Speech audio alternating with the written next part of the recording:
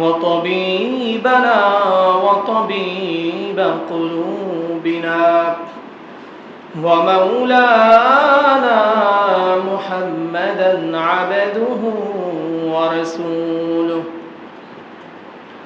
أما بعد فقد قال الله تعالى في كلامه المجيد وفرقانه الحميد فأعوذ بالله من الشيطان الرجيم بسم الله الرحمن الرحيم يا أيها الذين آمنوا أنفقوا مما رزقناكم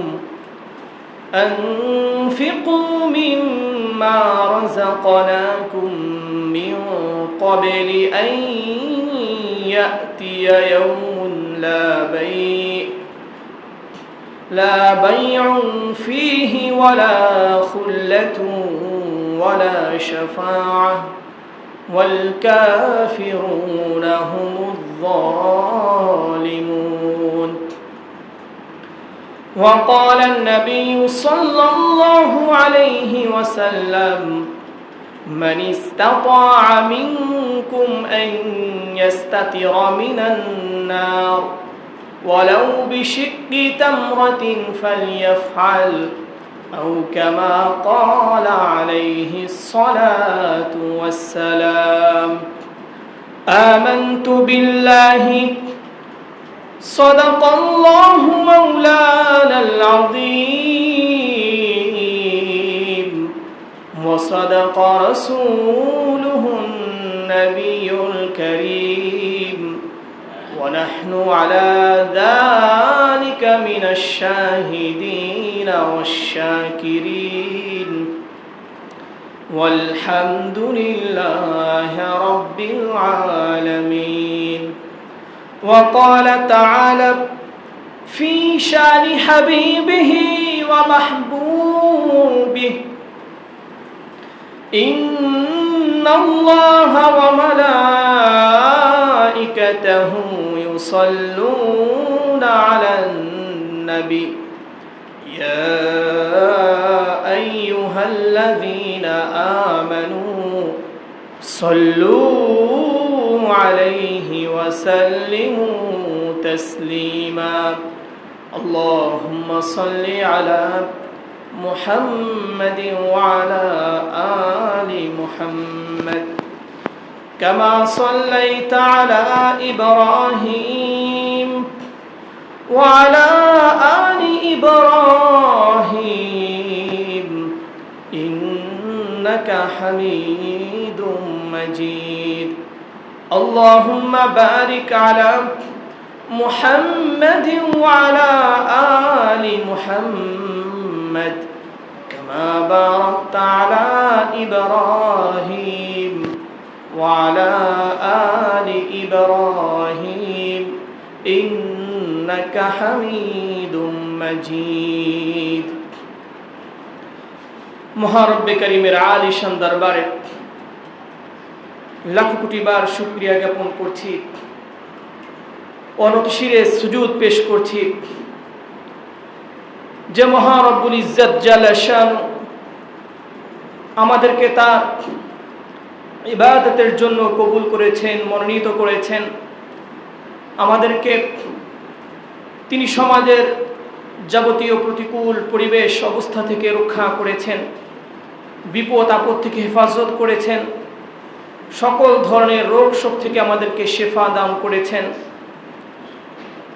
তার পবিত্র ঘরে এসে নামাজের পূর্ব মুহূর্তে কোরআন ও হাদিসের আলোকে কিছু নসিহাত শোনার তৌফিক দান করেছেন সেজন্য সকলের অন্তর খুলি বলে আলহামদুলিল্লাহ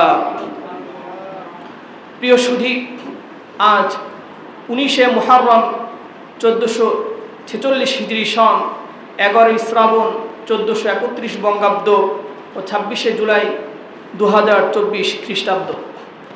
আজকে যে আয়াতে কারিমা তেলাওয়াত করেছি ও হাদিস শরীফ পাঠ করেছি, এই আয়াতে কারিমা ও হাদিসের আলোকে সাদকার গুরুত্ব ও ফজিলত সম্পর্কে আলোচনা করা হবে।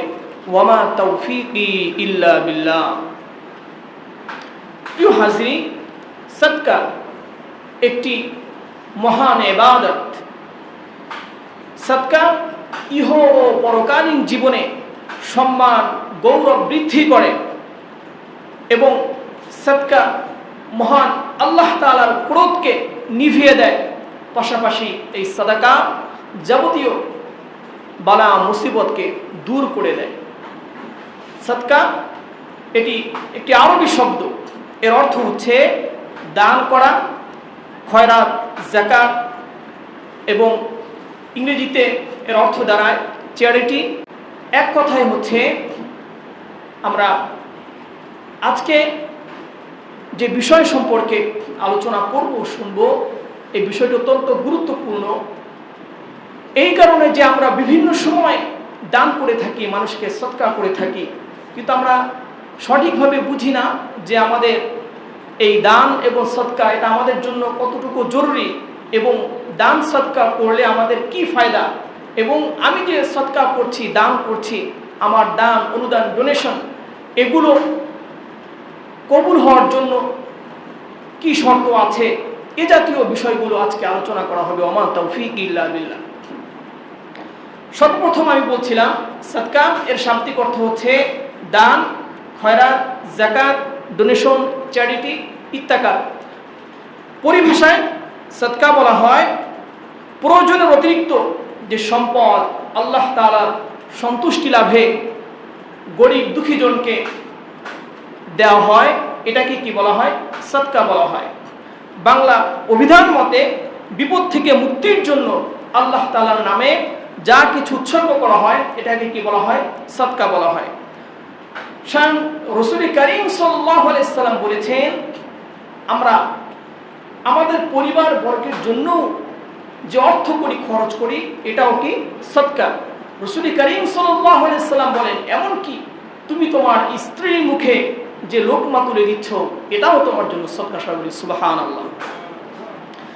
এজন্য আমরা যখন জানবো যে আমাদের কোন কাজগুলো এবং আমরা কিভাবে করলে আমাদের সাদকাটা সুন্দরভাবে আল্লাহ তাআলার কাছে কবুল হওয়ার আমরা আশাবাদী হতে পারি, এবং আমরা আমাদের কতটুকু সম্পদ থাকলে আমরা আল্লাহ তাআলার জন্য কি করতে পারি?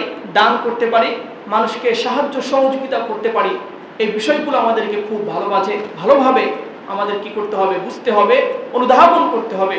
আল্লাহ তাআলা আমাদেরকে বুঝা ও মানার তৌফিক দান করেন। আমরা সবাই বলুন আমিন।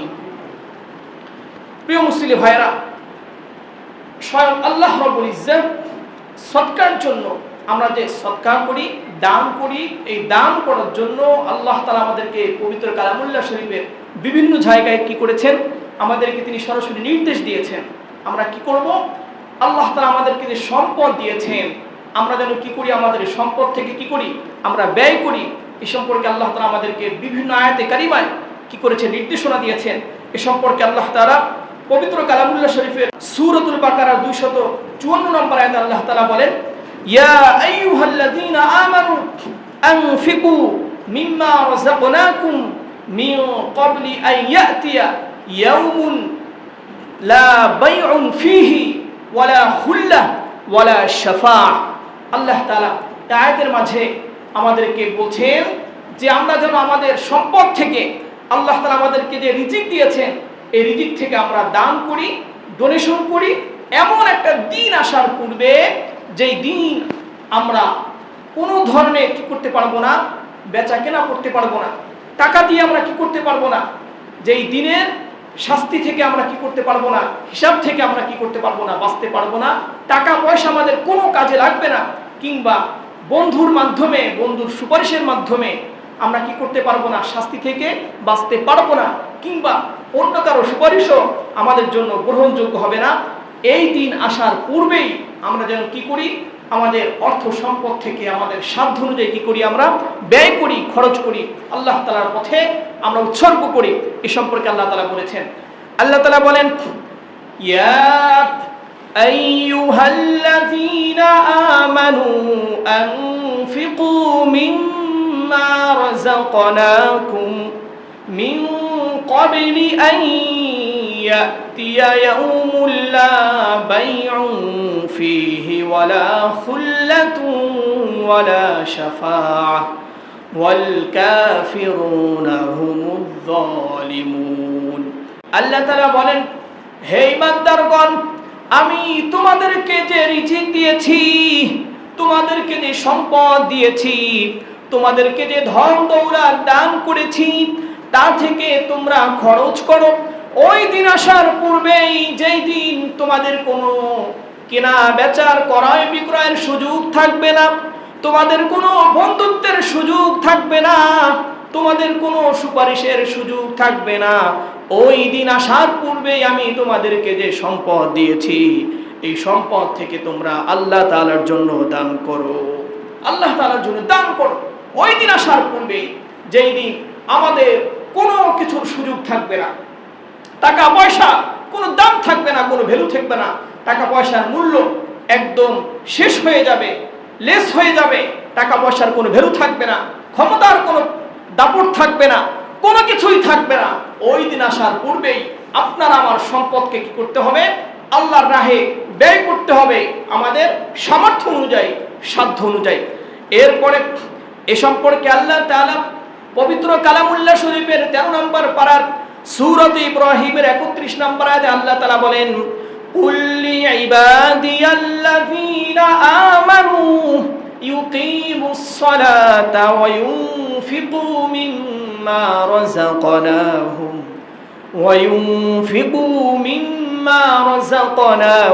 সিররান ওয়া আলানিয়াতাম মিন ক্বাবলি আন ইয়াতিয়া ইয়াউমুন লা বাইউন ফীহি ওয়ালা খিলাল।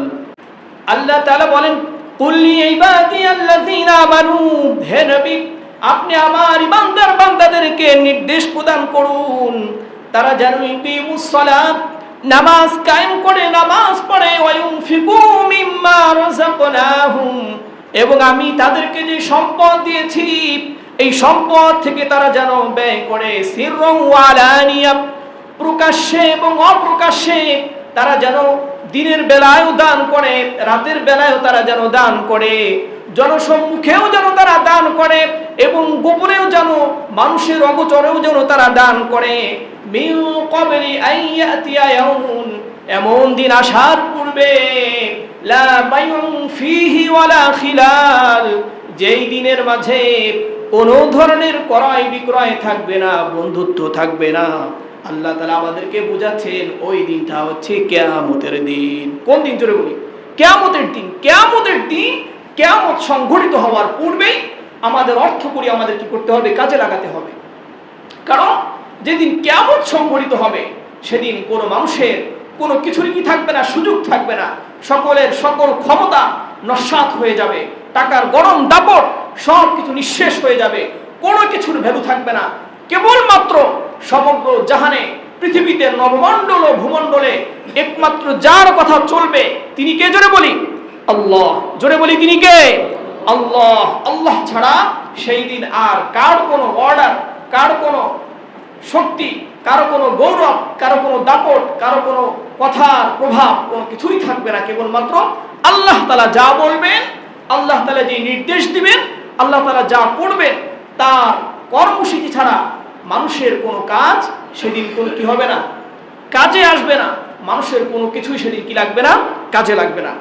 এরপরে এ সম্পর্কে আল্লাহ তাআলা 27 নম্বর পারার সূরাতুল হাদীদের 7 নম্বর আয়াতে আল্লাহ তাআলা বলেন, আমিনু বিল্লাহি ওয়া রাসূলিহি ওয়া আনফিকু মিম্মা জাআলাকুম মুস্তাখলাফিনা ফি। আমিনু বিল্লাহি ওয়া রাসূলিহি, তোমরা ঈমান আনয়ন করো আল্লাহ তাআলার উপরে, ওয়া রাসূলিহি, এবং তার রাসূলের উপরে, ওয়া আনফিকু মিম্মা জাআলাকুম মুস্তাখলাফিনা ফি, এবং আমি তোমাদের যে সম্পদে তোমাদেরকে নিযুক্ত করেছি, তোমাদেরকে আমি যেই সম্পদ দিয়েছি, যেই সম্পদের দায়িত্ব তোমাদেরকে দিয়েছি, ওই সম্পদ থেকে তোমরা খরচ করো। আল্লাহ তাআলা কি বলেছেন? যে সম্পদের প্রতিনিধি তোমাদেরকে বানিয়েছি, সেই সম্পদ থেকে তোমরা কি করো? ব্যয় করো। মুফাসসিরিন ইকরাম এখানে সম্পদের প্রতিনিধি কথার দুইটি তাফসীর করেছেন। একটি তাফসীর হচ্ছে সম্পদ এটা মূলত, এক নম্বর তাফসীর, প্রথম তাফসীর হচ্ছে সম্পদ এর মূল মালিককে জোরে বলি আল্লাহ তাআলা। সম্পদের মূল মালিককে, আমাদের যা কিছু আছে এই সব কিছুর মালিককে জোরে বলি আল্লাহ তাআলা, সব কিছুর মালিক। এরপরে আল্লাহ তাআলা নিজ অনুগ্রহে তিনি আমাদের কি করেছেন? তার এই সম্পদ তিনি আমাদেরকে যে কোনো ভাবে আমাদেরকে তিনি কি করেছেন? দান করেছেন, আমাদেরকে স্থলাভিষিক্ত করেছেন তার মালিকানা। আরেকটি মুফাসসিরিনরা তাফসীর করেছেন যে সম্পদ এটা মূলত প্রতিটা মানুষেরই তার পূর্বের অপর ব্যক্তির কাছে কি করে থাকে। এই সম্পদ আজকে আমার হাতে যে সম্পদ আছে, এই সম্পদটা আমার কাছ থেকে পূর্বে কি ছিল? আমার বাবার কাছে ছিল, অথবা অন্য কোনো ব্যক্তির কাছে ছিল। আপনার আমার যে সম্পদ আছে, আপনি আমি যে সম্পদের মালিক, এই সম্পদটা মূলত হয়তো আপনি যার কাছ থেকে ক্রয় করেছেন তার ছিল, অথবা আপনি ওয়ারিশ সূত্র আপনার বাবার কাছ থেকে পেয়েছেন, মায়ের কাছ থেকে পেয়েছেন, হয়তো তাদের ছিল, অথবা আপনাকে কেউ এটা দান করেছে, ওই দাতার ছিল। সম্পদ কার ছিল? হয়তো আপনার বাবা মায়ের ছিল, সেখান থেকে ওয়ারিশ সূত্রে আপনি পেয়েছেন, অথবা সম্পদ কোনো বিক্রেতার ছিল, তার কাছ থেকে আপনি ক্রয় করেছেন, অথবা এই সম্পদটা আপনি কি করেছেন? অন্য কোনো ব্যক্তির কাছ থেকে সে আপনাকে ডোনেট করেছে, দান করেছে, তার কাছ থেকে পেয়েছেন। তাহলে বোঝা গেল সম্পদ আপনার আমার হাতে যেটাই আছে, এটা মূলত এর মালিক কি ছিলাম না? আমি ছিলাম না, পরবর্তীতে কি হয়েছি? মালিক হয়েছি। এজন্য আল্লাহ তাআলা বলেছেন মিম্মা জাআলাকুম মুস্তাখলাফিনা ফি, যে সম্পদে তোমাদেরকে প্রতিনিধি বানানো হয়েছে, যে সম্পদে তোমাদেরকে প্রতিনিধি বানানো হয়েছে, অর্থাৎ এই সম্পদের মূল মালিক আমি ছিলাম না, কোনো মাধ্যমে কি হয়েছি? আমি মালিক হয়েছি। অতএব এই সম্পদের দায়িত্ব আমাকে আল্লাহ তাআলার পক্ষ থেকে দেওয়া হয়েছে, আমাকে মনোনয়ন দেওয়া হয়েছে, আমাকে প্রতিনিধি বানানো হয়েছে। অতএব আমি যেন আল্লাহ তাআলার এই সম্পদকে তার রাহি কি করি? ব্যয় করি। এজন্য আল্লাহ তাআলা আমাকে কি করেছেন? নির্দেশ প্রদান করেছেন। পাশাপাশি আল্লাহ তাআলা জানিয়ে দিয়েছেন ফাল্লাযীনা আমানু মিনকুম ওয়া আনফাকু লাহুম আজরুন কাবীর।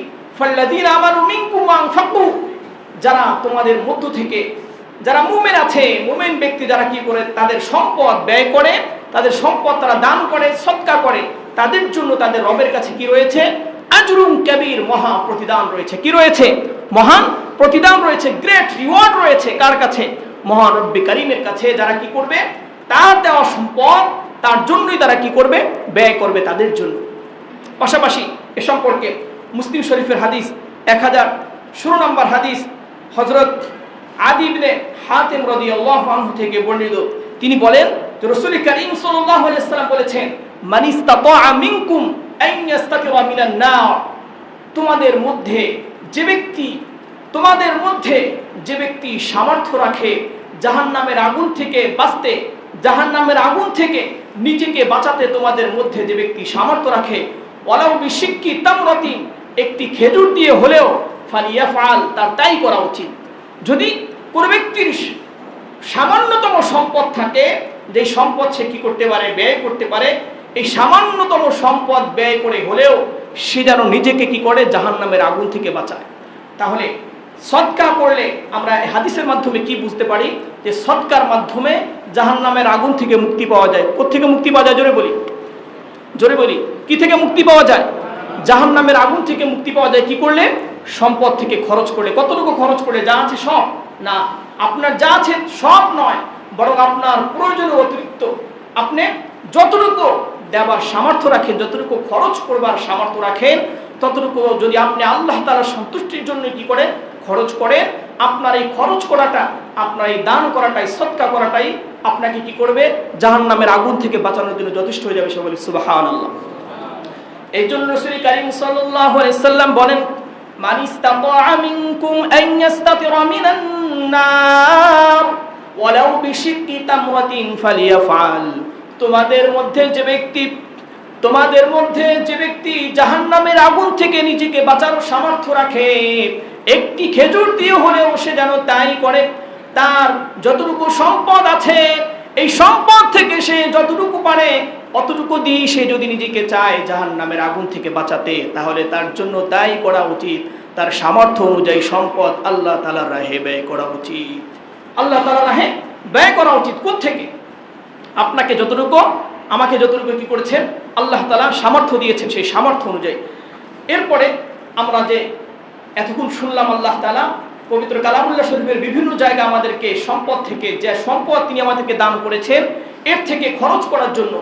এরপরে আমরা যে খরচ করব, কতটুকু সম্পদ খরচ করব এবং সম্পদের ধরনটা কি, আমরা কেমন ধরনের সম্পদ আল্লাহ তাআলার রাহে খরচ করব, এ সম্পর্কে আল্লাহ তাআলা পবিত্র কালামুল্লাহ শরীফের সূরাতুল বাকারার 2 নম্বর পারার সূরাতুল বাকারার 219 নম্বর আয়াতে আল্লাহ তাআলা বলেন, সাহাবায়ে কেরাম রাসূল করিম সাল্লাল্লাহু আলাইহি সাল্লামের কাছে জানতে চেয়েছেন, প্রশ্ন করেছেন। যখন আল্লাহ তাআলা এই সকল আয়াতের মাধ্যমে, তাদের মাঝেই তো কোরআন অবতীর্ণ হয়েছে কাদের উপরে? আল্লাহ রাসূলের উপরে এবং তার সমসময়ের মানুষের উপরে। তখন যখন এই আয়াতগুলো অবতীর্ণ হয়েছে যে মানুষ তার সম্পদ থেকে যেন আল্লাহ তাআলার রাহে খরচ করে, এই আয়াত অবতীর্ণ হওয়ার পরে সাহাবায়ে কেরাম তারা রাসূল করিম সাল্লাল্লাহু আলাইহি সাল্লামের কাছে প্রশ্ন করেছেন, ইয়া রাসূলুল্লাহ, আমরা কি পরিমাণ সম্পদ ব্যয় করব? আমাদের যা আছে সব ব্যয় করব? আমাদের সম্পদের ধরন কি হবে? আমরা কেমন সম্পদ ব্যয় করব? তখন অপর এক আয়াত অবতীর্ণ হয়ে সাহাবায়ে কেরামদেরকে কি করেন? আল্লাহ তাআলা জানিয়ে দেন যে তাদের সম্পদ কতটুকু ব্যয় করতে হবে। এই সম্পর্কে পবিত্র কালামুল্লাহ শরীফের 2 নম্বর পারার সূরাতুল বাকারার 219 নম্বর আয়াতে আল্লাহ তাআলা বলেন, ওয়ায়াসআলুনাকা মাযা ইউনফিকুন কুলিল আফ। হে নবী, আপনাকে সাহাবায়ে কেরাম জিজ্ঞেস করবেন, প্রশ্ন করবেন, তারা কি পরিমাণ সম্পদ আল্লাহ তাআলার রাহে ব্যয় করবে। আপনি বলে দিন, কুলিল আফ, তারা যেন কি করে, তাদের যে সম্পদ আছে সম্পদের ভিতর থেকে তাদের প্রয়োজনের অতিরিক্ত যেই সম্পদ আছে সেখান থেকে তারা ব্যয় করে। কতটুকু? আমাদের দৈনন্দিন প্রয়োজনে যে সম্পদ লাগে, যে অর্থ আমাদের লাগে, ততটুকু রেখে আমাদের অতিরিক্ত উদ্ধৃত যে অংশ আছে সেখান থেকে আমরা কি করব? আল্লাহ তাআলার রাহে ব্যয় করব। কারণ সাহাবায়ে কেরামের মাঝে যখন আয়াত অবতীর্ণ হলো, দানের এই বিভিন্ন আয়াতগুলো অবতীর্ণ হলো, আয়াত অবতীর্ণ হওয়ার পরে তাদের ভিতরে এমন অবস্থা দাঁড়িয়েছে, তারা অনেক সাহাবায়ে কেরাম নিজের ঘরে যা ছিল সব কিছু কি করেছেন? আল্লাহ তাআলার রাহে দান করে দিয়েছেন। এমনকি নিজের ঘরে খাওয়ার মতো একটা খেজুর তারা কি করেন নাই? ঘরে রাখেননি। এক গ্লাস পানিও তারা কি রাখেন নাই? ঘরে রাখেন নাই। সব কিছু আল্লাহ তাআলার জন্য দিয়ে দিয়েছেন। তখন তাদেরকে জানিয়ে দেওয়া হলো, না, এভাবে দান করা উচিত না। এভাবে নিজের পরিবারকে পরিপূর্ণ শূন্য করে, নিজেদের পরিবারকে অভুক্ত রেখে, তাদেরকে ক্ষুধার্ত রেখে তাদের সকল কিছু দান করে দেওয়াটা ইসলামের মানসা না।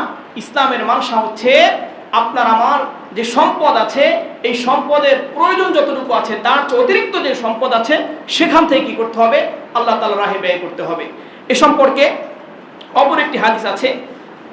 হযরত সাহাবায়ে কেরাম রিদওয়ানুল্লাহি আলাইহিম আজমাইন যখন এই দানের আয়াতগুলো অবতীর্ণ হয়, তখন অনেক সাহাবায়ে কেরাম, মাত্র বললাম যে তাদের সকল সম্পদ ব্যয় করে দিয়েছেন, তেমনি একজন সাহাবা হযরত সাদ ইবনে আবি ওয়াক্কাস রাদিয়াল্লাহু আনহু, তিনি অসুস্থ হয়ে পড়েন। অসুস্থ হয়ে পড়ার পরে রাসূল করিম সাল্লাল্লাহু আলাইহি সাল্লাম তাকে প্রায় সময় দেখতে যেতেন।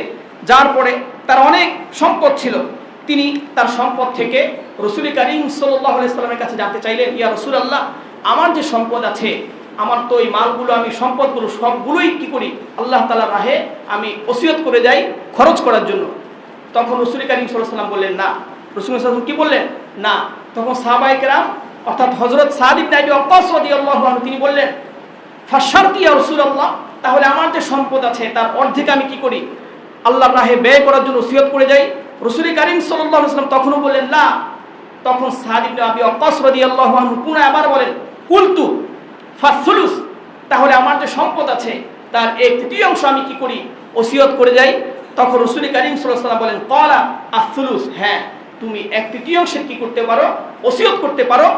পাশাপাশি রাসূল করিম সাল্লাল্লাহু আলাইহি সাল্লাম বলেন, ওয়াসুলুসু কাসীর, এই তোমার 1/3, 2/3 এই যে সম্পদ আছে এর 3 ভাগের 1 ভাগের ওসিয়ত করে যাওয়াটাই, এটাই অনেক, এটাই কি অনেক। পাশাপাশি রাসূল করিম সাল্লাল্লাহু আলাইহি সাল্লাম বলেন যে আনতাদা ওয়ারাসাতাকা আবনিয়া খায়রুম মিন আনতাদাহুম আলাতান ইয়াতাকাফফুনা আন-নাস ফি আইদিহিম, যে তুমি তোমার আত্মীয় স্বজনকে, তুমি তোমার ওয়ারিসদেরকে দারিদ্র গরিব নিঃস্ব অবস্থায় রেখে যাওয়া, যে তারা মানুষের কাছে হাত পাতবে, এমন অবস্থায় রেখে যাওয়ার চেয়ে তাদেরকে তোমার ধনী অবস্থায় রেখে যাওয়াটা তোমার জন্য বেশি কি উত্তম, তোমার জন্য বেশি কি উত্তম। এই হাদিসের মাধ্যমে রাসূল কারীম সাল্লাল্লাহু আলাইহি ওয়াসাল্লাম আমাদেরকে জানিয়েছেন যে যার সম্পদ আছে, পরিপূর্ণ সম্পদ, এটা একসাথে কি করা যায় না, পুরোটা তার ইন্তেকালের সময় ওয়াকফ করে দেওয়া, পুরোটা আল্লাহর রাস্তায় দান করে দেওয়া, এটা উচিত না। দিলে গুনাহ হওয়ার ব্যাপারটা এমন না, দিলে অবশ্যই সওয়াব হবে, কিন্তু উচিত না। উচিত হচ্ছে যারা গরিব আত্মীয় স্বজন আছে তাদের মাঝে কি করা, সম্পদ বন্টন করে দেওয়া, অথবা যদি ওয়ারিশ থাকে, ছেলে মেয়ে থাকে, তারা তাদের অবস্থা অনুযায়ী কি করবে, তাদের যে অধিকার আছে, তাদের যে হক আছে, সেই অনুযায়ী তারা কি করবে, এগুলো পেয়ে যাবে। মূল কথা হচ্ছে সম্পদ আল্লাহর রাস্তায় ব্যয় করতে হবে, তবে সম্পদের পরিমাণ কতটুকু, অতটুকুই যতটুকু আপনার প্রয়োজনের অতিরিক্ত, যেটা আপনার কাজে লাগে না, সেটা কি করতে হবে, সেখান থেকে আল্লাহ তাআলার রাহে খরচ করতে হবে। এই জন্য আমাদেরকে এই বিষয়গুলো বোঝা দরকার। অনেকেই মৃত্যুর পূর্বে বলেন যে হুজুর, আমি চাচ্ছি যে আমার যত সম্পদ আছে সব কিছু কোনো ওয়াকফ স্টেডে আমি কি করবো, দিয়ে যাব, অথবা পুরো সম্পদটাই আমি কোনো দিনের কাজে আমি ব্যয় করে যাব। তখন আমরা তাদেরকে পরামর্শ দিই যে না, আপনাদের পুরো সম্পদটা আপনারা ব্যয় না করে, পুরোটা ওয়াকফ না করে, আপনারা প্রয়োজন মতো ওয়াকফ করেন, পাশাপাশি আপনাদের দরিদ্র যে আত্মীয় স্বজন আছে তাদেরকেও দিয়ে যান, তারা যেন মানুষের কাছে হাত না পাতে, তারা যেন সচ্ছলভাবে কি করতে পারে, জীবন যাপন করতে পারে।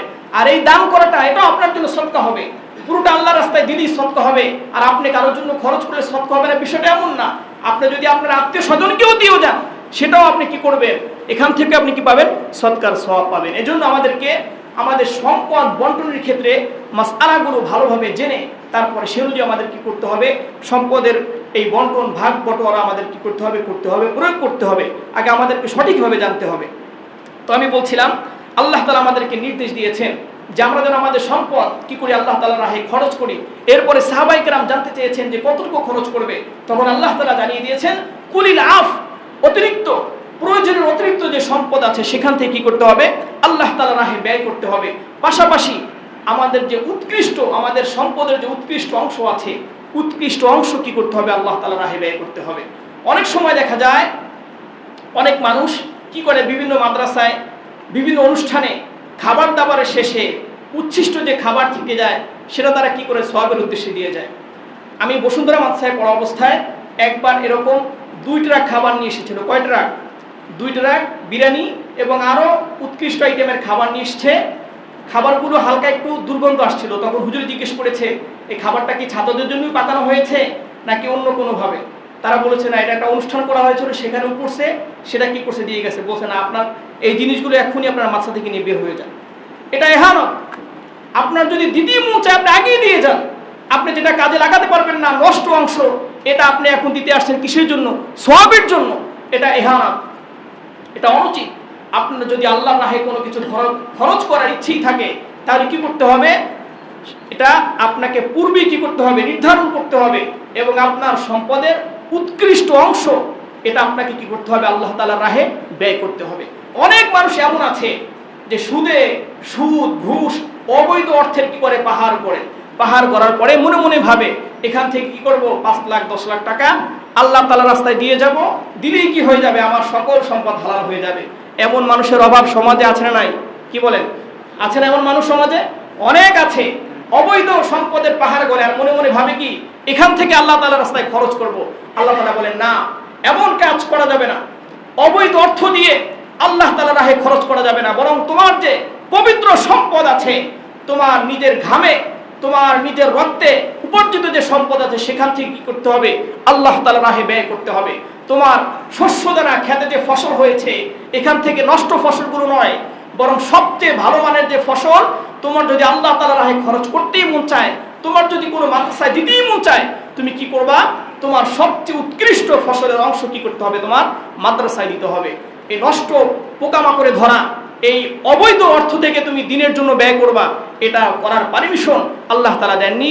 এ সম্পর্কে আল্লাহ তাআলা পবিত্র কালামুল্লাহ শরীফে 3 নম্বর পারার সূরাতুল বাকারার 267 নম্বর আয়াতে আল্লাহ তাআলা বলেন, ইয়া আইয়ুহাল্লাযীনা আমানু আনফিকু মিন তাইয়্যিবাতি মা কাসাবতুম ওয়া মিম্মা আখরাজনা লাকুম মিনাল আরদ।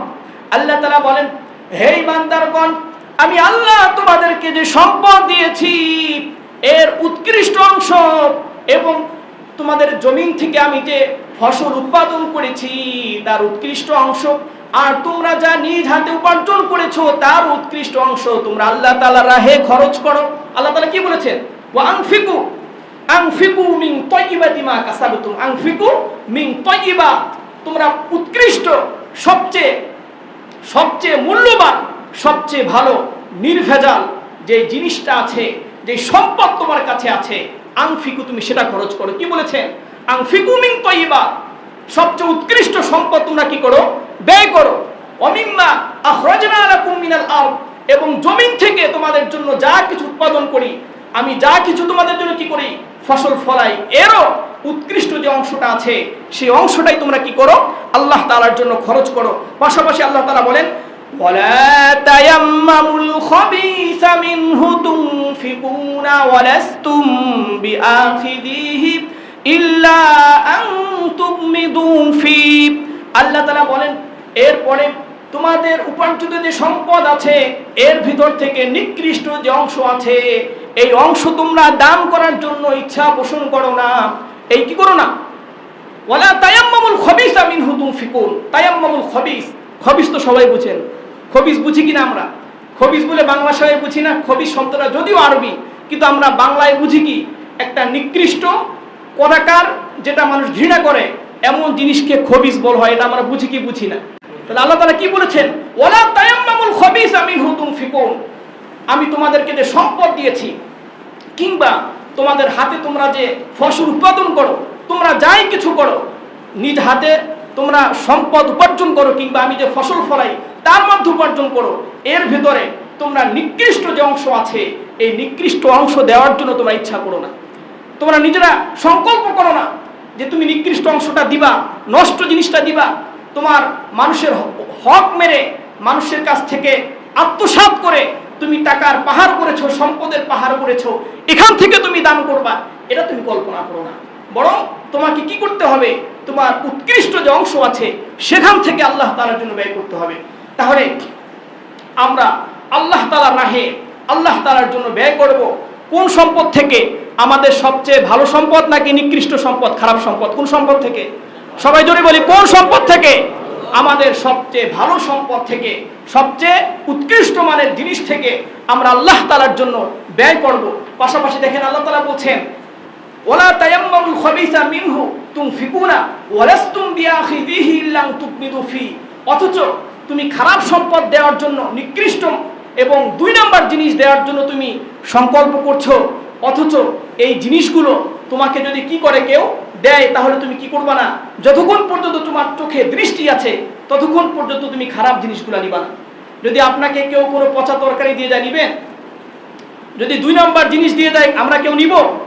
2 নাম্বার জিনিস চোখ দিয়ে দেখে নিব না। যদি কেউ অন্ধ হয়, না দেখে, না বুঝে, তাহলে সে নিতে পারে, ভিন্ন কথা। আল্লাহ তাআলা সেটাও বলছেন যে তোমরা যতক্ষণ পর্যন্ত চোখে দেখবা, চোখে দেখা অবস্থায় তোমরা কখনই কি করবা না? এই খারাপ জিনিসগুলো তোমরা গ্রহণ করবা না। তাহলে কেন তোমরা তোমাদের নিকৃষ্ট সম্পদ আল্লাহ তাআলার রাহে খরচ করবা? অতএব তোমাদের কি করতে হবে? তোমাদের যে ভালো সম্পদ আছে, উৎকৃষ্ট জিনিসগুলো আছে, এগুলোই আল্লাহ তাআলার রাহে খরচ করতে হবে। আমাদেরকে আল্লাহ তাআলা তৌফিক দান করেন, সবাই বলুন আমিন। এরপরে অপর এক আয়াতে আল্লাহ তাআলা পবিত্র কালামুল্লাহ শরীফের 4 নম্বর পারার সূরা আলে ইমরানের 92 নম্বর আয়াতে আল্লাহ তাআলা বলেন লান তানালুল বিররা হাত্তা তুনফিকু মিম্মা তুহিব্বুন। আল্লাহ তাআলা বলেন তোমরা ততক্ষণ পর্যন্ত কল্যাণ লাভ করতে পারবে না, তোমরা ততক্ষণ পর্যন্ত কখনোই কল্যাণ লাভ করতে পারবে না যতক্ষণ না তোমরা তোমাদের উৎকৃষ্ট জিনিসগুলো ব্যয় করো। যেই জিনিসগুলো তোমরা ভালোবাসো, পছন্দ করো, ওই জিনিসগুলো তোমরা যতক্ষণ পর্যন্ত আল্লাহ তাআলার রাহে ব্যয় করবে না তোমরা ততক্ষণ পর্যন্ত কল্যাণ অর্জন করতে পারবে না। কল্যাণ অর্জন করতে পারবে না কখন?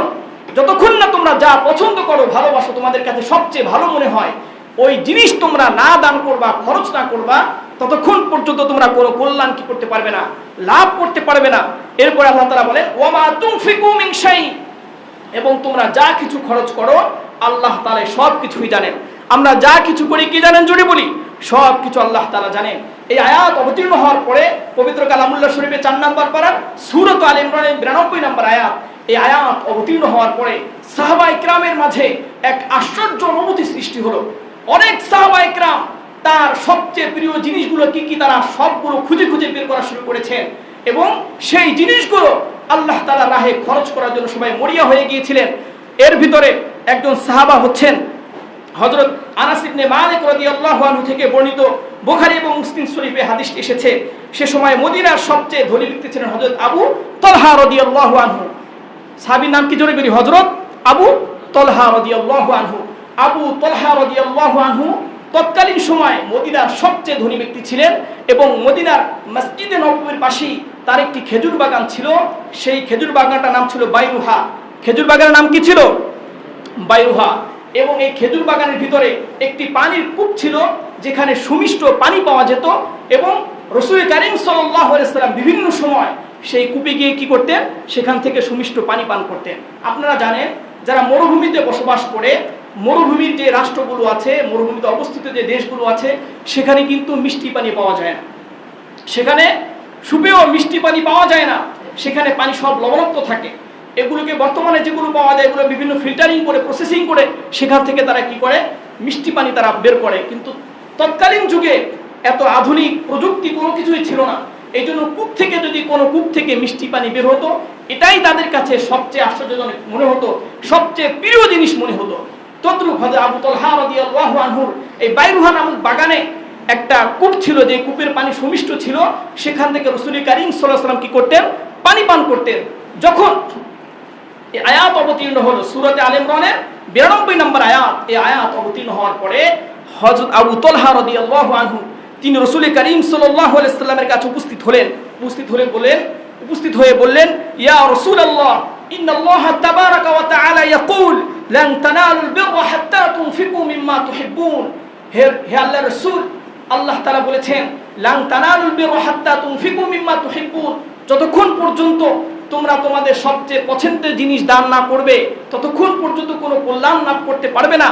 তখন ওয়া ইন্না আহাব্বা আমওয়ালি ইলাইয়া বাইরুহা, আর আমার কাছে সবচেয়ে আমার প্রিয়, সবচেয়ে উৎকৃষ্ট, আমার সবচেয়ে অধিক ভালোবাসার জিনিস হচ্ছে এই বাইরুহা নামক বাগান। বাইরুহা নামক এই বাগানটাই আমার যত সম্পদ আছে এর ভিতরে সবচেয়ে উৎকৃষ্ট, সবচেয়ে প্রিয়। এরপরে তিনি বলছেন, ওয়া ইন্নাহা সাদাকাতুন লিল্লাহ, ওয়া ইন্নাহা সাদাকাতুন লিল্লাহ, আমি আমার এই প্রিয় বাগানটি আল্লাহ তাআলার জন্য সদকা করে দিলেন। সকলে সুবহানাল্লাহ। তিনি কি করলেন? এই আয়াত শোনার পরে তার এই প্রিয় বাগানটি তিনি কি করলেন? আল্লাহ তাআলার জন্য সদকা করে দিলেন। এরপরে তিনি বললেন, আরজু বিররাহা ওয়া যুখরাহা ইনদাল্লাহ, এবং আমি এর কল্যাণ, ওয়া বিররাহা এর কল্যাণ এবং এর সঞ্চিত বিষয় আল্লাহ তাআলার কাছ থেকেই পেতে আশাবাদী। কে বলেছেন? হযরত আবু তালহা রাদিয়াল্লাহু আনহু। এরপরে বললেন, ফাদআহা ইয়া রাসূলুল্লাহ, এই বাগানটি আপনি নিন এবং আপনার যেভাবে খুশি আপনি সেভাবে বন্টন করেন। তখন রাসূল কারীম সাল্লাল্লাহু আলাইহি ওয়াসাল্লাম বলেন, চমৎকার, চমৎকার, তুমি অনেক কল্যাণজনক একটি কাজ করেছো। তোমার সম্পদ অনেক কল্যাণকর সম্পদ, তোমার সম্পদ কল্যাণকর সম্পদ। এরপর রাসূল কারীম সাল্লাল্লাহু আলাইহি ওয়াসাল্লাম বললেন যে তুমি তোমার এই বাগানটি তুমি তোমার আত্মীয় স্বজনদের মাঝে কি করে দাও? বন্টন করে দাও। এটাই তুমি কি হবে? তোমার সদকা হয়ে যাবে। আল্লাহ তাআলার কাছ থেকে তুমি কি পেয়ে যাবে? সদকার সওয়াব পেয়ে যাবে। সকলে সুবহানাল্লাহ। তাহলে আমরা কি বুঝলাম? যে সাহাবায়ে কেরাম এই আয়াত শ্রবণের পরে তাদের সবচেয়ে উৎকৃষ্ট সম্পদ তারা কি করেছেন? আল্লাহ তাআলার জন্য ব্যয় করেছেন। কোনো ধরনের দ্বিধাহীন, কোনো ধরনের দোদুল্যমান অবস্থা, কোনো ধরনের সংশয় ছাড়া।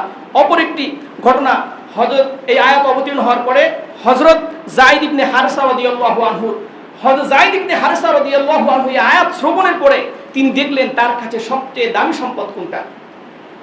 হযরত যায়েদ ইবনে হারেসা রাদিয়াল্লাহু আনহু দেখলেন তার কাছে তার সবচেয়ে প্রিয় সম্পদ হলো তিনি যেই প্রাণীর উপরে, যেই ঘোড়ার উপরে তিনি আরোহণ করছেন, তার বাহনের ঘোড়াটি, এটাই ছিল তার কাছে সবচেয়ে বেশি প্রিয়। তিনি রাসূল কারীম সাল্লাল্লাহু আলাইহি সাল্লামের কাছে এই ঘোড়াটি এনে তিনি সদকা করে দিলেন। এই ঘোড়াটি সদকা করার পরে রাসূল কারীম সাল্লাল্লাহু আলাইহি সাল্লাম তারই পুত্র হযরত উসামা রাদিয়াল্লাহু আনহুকে ঘোড়াটি দিয়ে দিলেন। ঘোড়াটি দেওয়ার পরে হযরত যায়েদ ইবনে হারিসা রাদিয়াল্লাহু আনহুর মন খারাপ হয়ে গেল। তিনি বললেন, আমার ঘোড়াটি আমার ঘরে আবার ফিরে আসছে। রাসূল করিম সাল্লাল্লাহু আলাইহি সাল্লাম তার কথা শুনে তাকে ডাকলেন, ডেকে তাকে সান্ত্বনা দিলেন, তুমি যে দান করেছো তোমার এই দান আল্লাহ তাআলার কাছে কবুল হয়ে গেছে। তোমার এই দান কি হয়েছে? আল্লাহ তাআলার কাছে কবুল হয়ে গেছে। সবাই সুবহানাল্লাহ। তাহলে আমরা বুঝলাম কি, সাহাবায়ে কেরাম এই আয়াত শ্রবণের পরে লান তানালুল বিররা হাত্তা তুনফিকু মিম্মা তুহিব্বুন, যে তোমরা যা ভালোবাসো তোমাদের পছন্দের জিনিস আল্লাহ তাআলার রাহে খরচ করার আগ পর্যন্ত তোমরা কখনোই কল্যাণ সাধন করতে পারবে না, কল্যাণ হাসিল করতে পারবে না। এই আয়াত শ্রবণের পরে আরো অসংখ্য সাহাবায়ে কেরাম তাদের যা কিছু ছিল তাদের সবচেয়ে উৎকৃষ্ট জিনিসগুলো তারা আল্লাহ তাআলার জন্য দান করতে, আল্লাহ তাআলার রাহে সদকা করতে তারা কি হয়েছিলেন? পাগল প্রায় হয়ে গিয়েছিলেন। তারা সকলেই স্বেচ্ছায় দ্বিধাহীনভাবে তাদের জিনিসগুলো তারা কি করেছেন? আল্লাহ তাআলার রাহে খরচ করেছেন এবং আল্লাহ তাআলার কাছ থেকে তারা উত্তম প্রতিদান পাওয়ার জন্য তারা আশাবাদী হয়েছেন। তদ্রূপ আমরাও যারা আল্লাহকে ভালোবাসি, আমাদেরও প্রিয় সম্পদ থেকে আমরা আল্লাহ তাআলার রাহে খরচ করতে রাজি আছি তো ইনশাআল্লাহ? কি বলেন? রাজি আছি তো ইনশাআল্লাহ? আল্লাহ তাআলা আমাদেরকে তৌফিক দান করেন, সবাই বলুন আমিন। প্রিয় মুসলিম ভাইরা, এভাবে আল্লাহ তাআলা আমাদেরকে আমাদের প্রিয় সম্পদগুলো দান করতে উদ্বুদ্ধ করেছেন। পাশাপাশি দান করলে আমাদের কি ফায়দা সেটাও বলেছেন। পাশাপাশি আরো কথা আছে যে আমরা যে সম্পদ দান করব, এই দান করার পরে আমার দানকৃত সম্পদের আমি যদি কি করি? খোটা দেই। আমি মানুষকে যদি কি করি? কোনো জিনিস দান করি, দান করার পরে যদি আমি তাকে খোটা দেই, তাহলে আমার এই দান কোনো কাজে আসবে না, আমার দানটা নষ্ট হয়ে যাবে। দানের ফল যেটা আছে সেটা আমি পাবো না, আমার দানের যে অর্জন, যে সওয়াব, এটা নষ্ট হয়ে যাবে। এজন্য মুফাসসিরিন কিরাম বলেছেন যে দান করার পরে, এই দান করার পরে কি করা যাবে না? কোনো জিনিসের খোটা দেওয়া যাবে না। যদি খোটা দেয়, এরপরে যদি কি করে কাউকে কোনো জিনিস দান করে যদি তাকে কষ্ট দেয়, তাহলে কি হবে? তার আমল পরিপূর্ণরূপে বরবাদ হয়ে যাবে। তাহলে তার কি ক্ষতি হবে? যে সম্পদ দিয়েছে, সম্পদ গেল, পাশাপাশি তার সওয়াবও গেল, আমও গেল, ছালাও গেল। আমাদের বাংলায় প্রবাদে আমরা কি বলি? আমও গেল, ছালাও গেল। যদি কোনো ব্যক্তি কি করে দান করার পরে খোটা দেয়, তাহলে তার আমও যাবে, ছাড়াও যাবে। এই সম্পর্কে আল্লাহ তাআলা সতর্ক করেছেন। আল্লাহ তাআলা পবিত্র কালামুল্লাহ শরীফের 3 নম্বর পারা সূরাতুল বাকারার 262 নম্বর আয়াতে আল্লাহ বলেন, আল্লাযীনা ইউনফিকুনা আমওয়ালাহুম ফি সাবিলিল্লাহ সুম্মা লা ইয়াবিউনা মা আনফাকু মান্নান ওয়ালা আদা লাহুম আজরুহুম ইনদা রাব্বিহিম ওয়ালা খাউফুন আলাইহিম ওয়ালা হুম ইয়াহজানুন। যারা আল্লাহ তাআলার রাহে তাদের সম্পদ কি করে? খরচ করে। খরচ করার পরে তারা কি করে না? সেই সম্পদের খোটা দেয় না। কি দেয় না? জোরে বলি, খোটা দেয় না। এবং কি করে না? অনুগ্রহ প্রকাশ করে, কষ্টও দেয় না। তারা খোটাও দেয় না এবং তারা কি করে না? কষ্টও দেয় না। তারা যদি না করে, লাহুম আজরুহুম ইনদা রাব্বিহিম, তাহলে তাদের এই দানের সওয়াব কার কাছে পাবে? জোরে বলি, আল্লাহ তাআলার কাছে তারা প্রতিদান পাবে। ওয়ালা খাউফুন আলাইহিম, তাদের কোনো ভয় নাই। ওয়ালা হুম ইয়াহজানুন, এবং তারা কি হবে না? চিন্তিতও হবে না। মুফাসসিরিন কিরাম বলেছেন, এখানে আমরা যে দান করব, দান করার পরে আমাদের খোটা দেওয়া যাবে না। অনেক মানুষ আছে তারা কি করে? মসজিদে 500 টাকা দিলে, মসজিদে 1000 টাকা দিলে, মসজিদে 10,000 টাকা দিলে এসে সবার সামনে দাঁড়িয়ে বড় বড় কথা বলে যে আমি এত টাকা দিছি, আমি এত টাকা দিলাম, আর আমাকে একটা পদ দিল না, আমি এত টাকা দিলাম, আমারে কোনো মূল্যায়ন করলো না। এভাবে সে কি করে? দান করে দানের খোটা দেয়। আবার সমাজে অনেক মানুষ আছে আত্মীয় স্বজনকে কোনো কিছু দেওয়ার পরে বলে, আরে তোরে ছোটবেলা থেকে প্রতিপালন করলাম, আমি তোকে কিছুদিন আগে এত টাকা দিলাম, শুধু তোকে না, তোর বাপকেও দিয়েছি, তোর ভাইকেও দিয়েছি, দিতে দিতে সব শেষ করে দিয়েছি, আর আজকে তুই আমার সাথে এমন কথা বললি। এমন কথা আমরা বলি কি বলি না? বলে। যদি কোনো ব্যক্তি দান করার পরে পুনরায় সে কি করে? খোটা দেয়, তাহলে কি হয়ে যায়? তার দানের সকল ফলাফল নষ্ট হয়ে যায়। এই জন্য আমরা দান করার পরে কখনো কি করবো না? জোরে বলি, খোটা দিব না। দান করেছি কার জন্য? জোরে বলি, আল্লাহ তাআলার জন্য। কাউকে দিয়েছি কার জন্য? জোরে বলি, আল্লাহ তাআলার জন্য। তাহলে আমরা যা কিছু করব, সব কিছু কার জন্য করব? আল্লাহ তাআলার জন্যই করব। অতএব আমরা কোনো কিছু দান করার পরে, চাই মসজিদ হোক অথবা অন্য কোনো ব্যক্তিকে হোক, আমরা একটা ভালো কাজ করার পরে সেই ভালো কাজের আমরা কি করব না? পুনরাবৃত্তি করব না। পুনরাবৃত্তি বলতে আমরা এটা প্রকাশ করে তাকে খোটাও দিব না এবং তাকে আমরা কি করব না? কষ্টও দিব না। যদি আমরা খোটা দেই কিংবা কষ্ট দেই, তাহলে আমাদের দানের ফলাফল শূন্য হবে, আমাদের দানের ফায়দা নষ্ট হয়ে যাবে। এই জন্য আমাদের কি করতে হবে? সতর্ক থাকতে হবে। এরপরে রাসূল করিম সাল্লাল্লাহু আলাইহি সাল্লাম আরো অনেক আমাদেরকে বিভিন্ন ধরনের ফজিলতের কথা শুনিয়েছেন, যে দান সদকা করলে আমাদের যে ফজিলত হবে, এই ফজিলতের কথা আমরা অনেক জানি। কোরআনের বিভিন্ন আয়াতে অসংখ্য ফজিলতের কথা বলা আছে। এর ভিতরে মাত্র 2-1টি আয়াতের কথা শুনিয়ে আমি শেষ করে দিব। আল্লাহ তাআলা এই সম্পর্কে পবিত্র কালামুল্লাহ শরীফে ইরশাদ করেছেন, যারা দান করবে তাদের দানের ফলাফল কি হবে এ সম্পর্কে আল্লাহ রাব্বুল ইজ্জত পবিত্র কালামুল্লাহ শরীফের সূরাতুল বাকারার 274 নম্বর আয়াতে আল্লাহ তাআলা বলেন, আল্লাযীনা ইউনফিকুনা আমওয়ালাহুম বিল-লাইলি ওয়ান-নাহার সিররান ওয়া আলানিয়া ফালাহুম আজরুহুম ইনদা রাব্বিহিম ওয়ালা খাউফুন আলাইহিম ওয়ালা হুম ইয়াহজানুন। আল্লাযীনা ইউনফিকুনা আমওয়ালাহুম বিল-লাইলি ওয়ান-নাহার, যারা আল্লাহ তাআলার রাহে নিজেদের সম্পদ ব্যয় করবে দিনে এবং রাতে, সিররান ওয়া আলানিয়া, প্রকাশ্যে এবং গোপনে, যারা আল্লাহ তাআলার রাহে কি করবে, তাদের সম্পদগুলো খরচ করবে, দান সদকা করবে, ফালাহুম আজরুহুম ইনদা রাব্বিহিম, তাদের জন্য তাদের রবের কাছে কি থাকবে, প্রতিদান থাকবে, তারা তাদের রবের কাছ থেকে মহা প্রতিদান পাবে।